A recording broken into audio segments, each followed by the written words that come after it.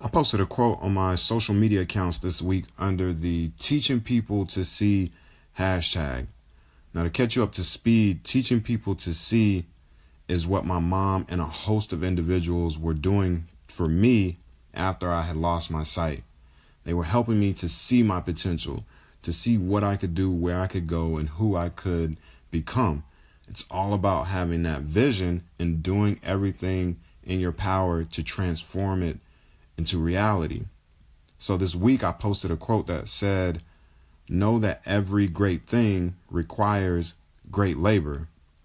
So where does that come from? I'm gonna take you on a little journey. Let's go back to 2008.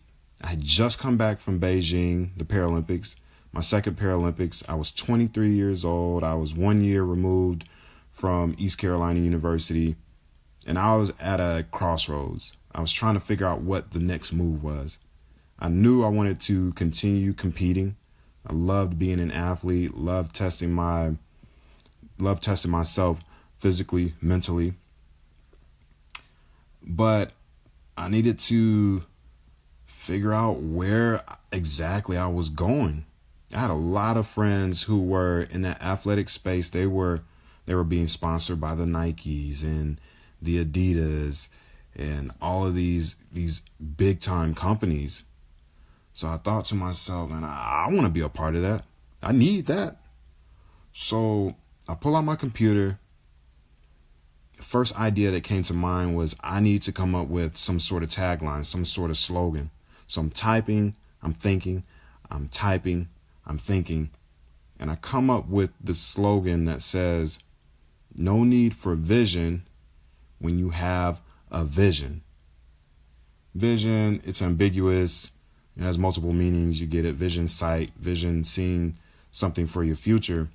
I'm telling all of my friends and they're excited. They're happy about it. Oh my gosh, this is amazing. This is brilliant. I finally have a friend come to me and they said, "Lex, you should just change the first vision to sight." I'm thinking to myself, no need for sight when you have a vision. No need for sight when you have a vision. No need for sight when you have a vision. Yeah, that's it. I like that. So now I'm on this no need for sight when you have a vision train. The next idea that I had gotten was, well, I need an agent. I need an agency to represent me. Hopefully I can get into the doors of some of these big time companies and expand my platform so that I could share this message about the importance of vision. I'm sending out emails. I didn't really know too much. I'm going on Google searching for agents and agencies. So my first thought was to hit them up, send out emails, see if I'll get any responses. I got a lot of responses. I got a lot of no's. I'm pretty sure that email crossed a lot of desks and people probably looked at it and said, I don't have any time to deal with this right now. I got a lot of responses that said, look, we don't work with Paralympians. I did, however, get a few yeses, but it didn't blossom into what I felt like I should have been getting at that time. I went back into the lab. I started working on myself even more, working on myself as a speaker.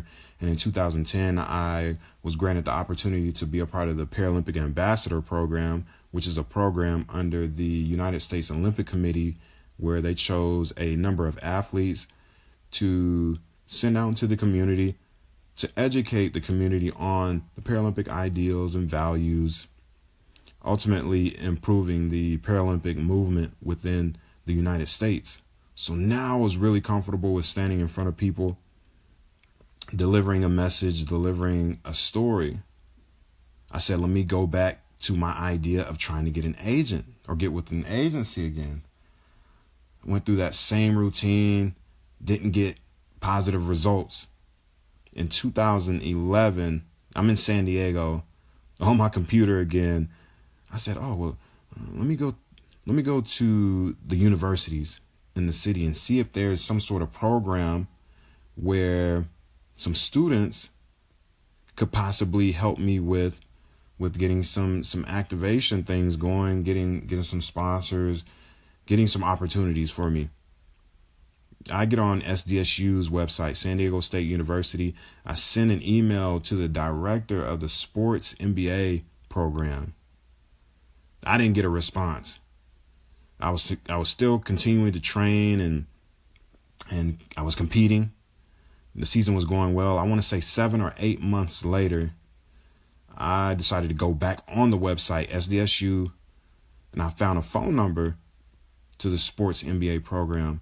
Pick up the phone, call. Somebody picks up on the other end.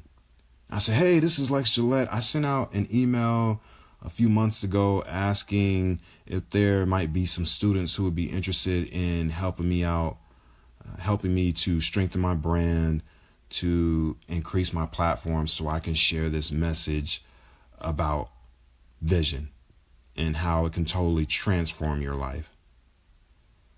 The person on the other line is, I think that let's send out an email. I'm going to send out a mass email and see if there's any interested students. Bingo. I want to say a week or two later, I get an email from a student named Kelly, and she said, this is something that sounds really incredible. I want to help you out. I like what you're trying to do. I also have 2 friends that I want to bring along as well. So Kelly brings Kate and Jen, and from that day forward, everything transformed. Suddenly I had business cards. I had a new website. They helped me set up my social media accounts. Although I wasn't getting into the doors of huge companies, I was getting the opportunity to work with companies in San Diego and Los Angeles. I was actually able to record some radio spots for BMW South County in San Diego. I never done anything like that. I've been in the studio before, but that was to record music. We also went to Los Angeles for some speaking engagements that the girls had secured for me. And I was a part of the NBC Olympics photo shoot that was in Los Angeles in the lead up to the London 2012 Paralympics. So they turned what was seemingly nothing. They transformed that entire just thing into something huge. And now, I do have someone that I actually work with. It ended up leading to an agent, but it just goes to show you that great things require great labor.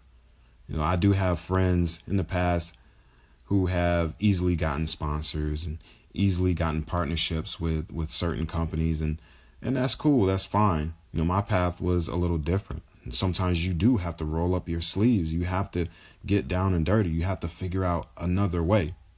That's the awesome thing about life. There are so many different equations to get to the same solution.